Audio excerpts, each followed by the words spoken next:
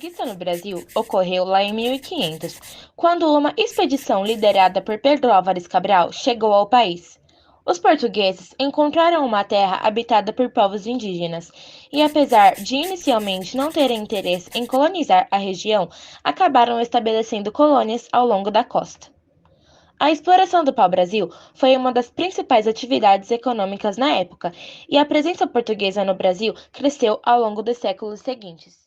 Agora, a chegada da família real portuguesa no Brasil ocorreu em 1808, quando o príncipe regente Dom João VI fugiu de Portugal após a invasão de Napoleão Bonaparte.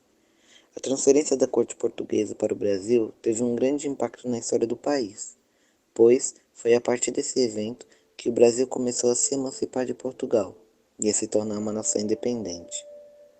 Durante o período em que a corte esteve no Brasil, foram realizadas diversas mudanças políticas, econômicas e culturais que influenciaram fortemente o desenvolvimento do país.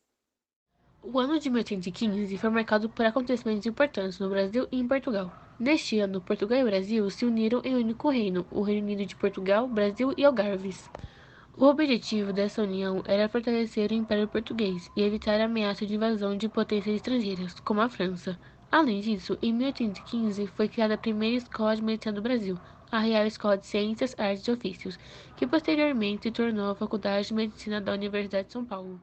Em 1820, aconteceu a Revolta dos Liberais nos portos em Portugal, uma rebelião em que tropas liberais lideradas por militares revoltosos desembarcaram em vários portos do país, com o objetivo de restaurar a Constituição e as liberdades civis. O movimento foi bem sucedido e levou à criação de uma nova Constituição portuguesa lá em 1822. Em 1821, Dom João VI voltou para Portugal, depois de passar 13 anos no Brasil.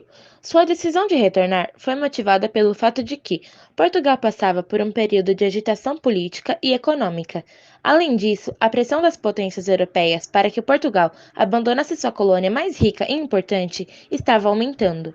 A volta de Dom João VI para Portugal marcou o fim de um período de grande transformação no Brasil. O Dia do Fico foi um evento histórico ocorrido no Brasil em 9 de janeiro de 1822. Nesse dia, o então príncipe regente Dom Pedro I decidiu permanecer no país, contrariando as ordens da corte portuguesa, que exigiu seu retorno a Portugal. Essa decisão foi um dos passos mais importantes que levaram à independência do Brasil, que ocorreria poucos meses depois, em setembro de 1822. A independência do Brasil foi proclamada em 7 de setembro de 1822. O processo de independência foi liderado por Pedro de Alcântara, filho do rei português, que se tornou o primeiro imperador do Brasil.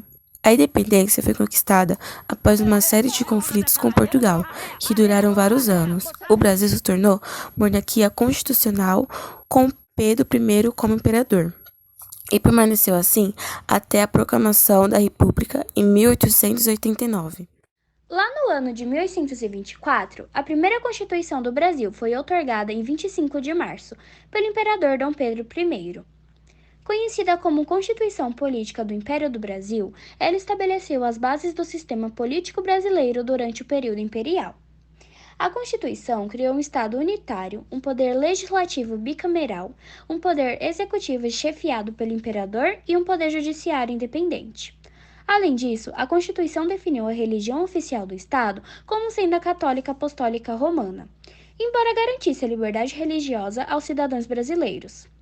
A primeira Constituição do Brasil foi inspirada na Constituição Francesa de 1814 e na Constituição Espanhola de 1812, e representou um avanço significativo na consolidação do Estado brasileiro.